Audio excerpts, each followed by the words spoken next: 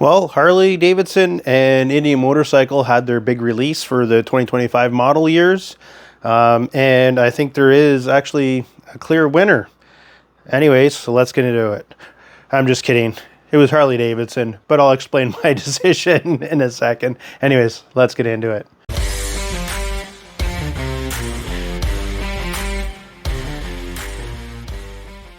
So for people that don't know me, I'm a big Harley Davidson fanboy. Even when I try to hate the company, I just can't do it. I feel like Bill Burr talking about the NFL. Talking to my buddy the other day, like what they would have to do to get me to stop watching.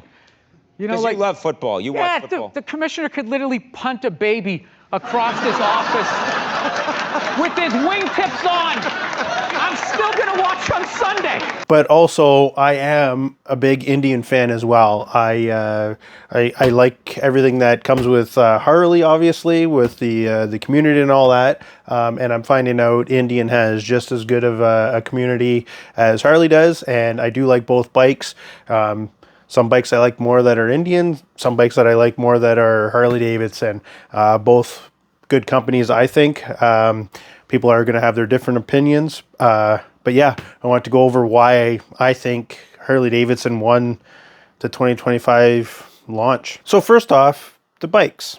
Pretty much they came back with pretty much the exact same bikes as they did the previous year. Now, Indian did have an earlier launch of the Scout lineup where they actually came out with 5 different variants of the Scout, which I think before they had 2, maybe 3, but they have more now. But that was earlier or late last year, so that doesn't count for this one here. But pretty much both companies came back with the same bikes as what they had. Harley lost the standard. They both came back actually with new motors for the bikes. Harley Davidson was a soft tile lineup, pretty much got all 117 motors, where Indian, their cruisers pretty much came back with the same motor, but their baggers and touring, I don't know why they're different that way, but yeah, their baggers and their touring bikes, they have the Power Plus motor in it now, which is one that they had in the Challenger, but they're bringing it to their Chieftain as well as their Roadmaster. It's a new and a higher level motor too. You can get 108 or a 112 now. So those pretty much the same there.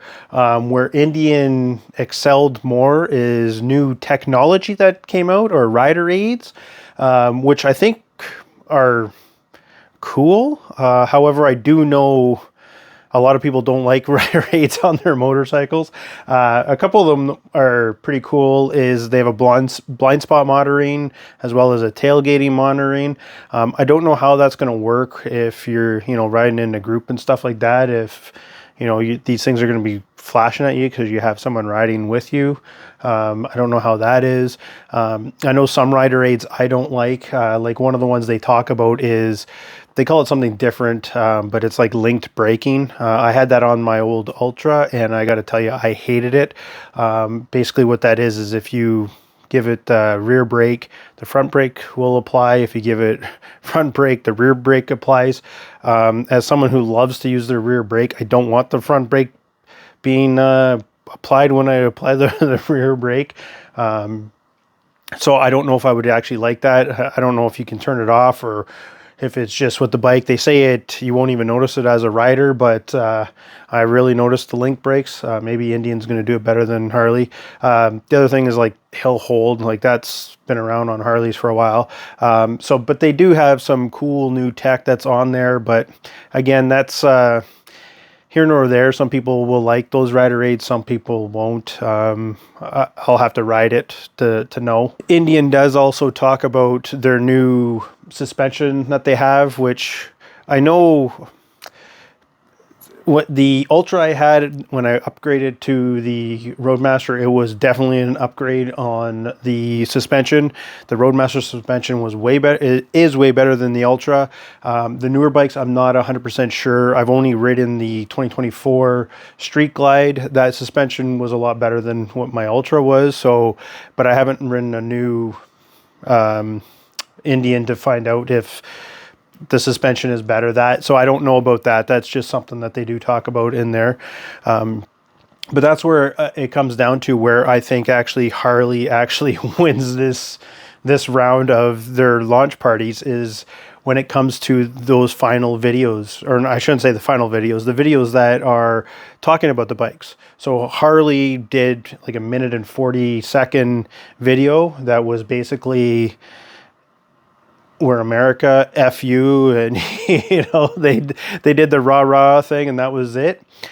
Indian did a long thing basically talking about what's new in their lineup, which it wasn't that bad, but two things irked me about it. And the first one is, they don't mention Harley Davidson, but there's a couple of times when they talk about their competition or the market. Well, the competition and the market is Harley Davidson, so they don't expressly say they're talking about Harley Davidson, but they roundabout say Harley Davidson by, the competition or the market is copying them. And what we saw over time was the competition paid attention to what we were doing. We start to see designs of motorcycles progressing, becoming more modern. Because who doesn't talk about their competition? Winners and Harley Davidson. And the other thing is the majority of the video is about how great the Power Plus motor is, and it's the next evolution of the V twin, and it's way better than they even talk about the V twin being antiquated. Again, that might be a knock on Harley, but they build it all up about how great the Power Plus motor is, which I've never ridden one, but from what I understand, it is a great motor. Very powerful, even with less displacement. It does have a lot of power to it. However, they build it all the way up about how great it is, but the Chieftain and the Roadmaster that they actually put these motors into this year, you're still going to be able to buy them with their Thunderstroke motor, the Chieftain as well as the Roadmaster. And the Roadmaster actually is more expensive if you get the Thunderstroke than if you get the Power Plus, which I don't understand that. But not only that, their flagship Elite series, the Roadmaster Elite, 53,000 Canadian US dollar, or 53,000 Canadian bike, still has a Thunderstroke in it. If it's this great motor, why don't you go all in and put it into all your bikes? It's almost like you're saying, we're doing this great thing, but just in case it's not that great, we have our reserve over here. I don't know. Those were two things that just kind of rubbed me the wrong way, and that's kind of why I think Harley won this battle. Not because I think their motors are way better or anything like that.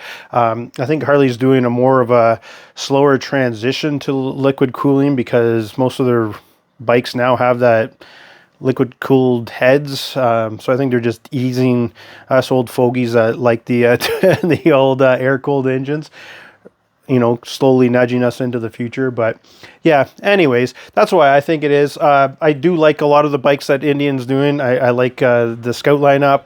I do like the Roadmaster.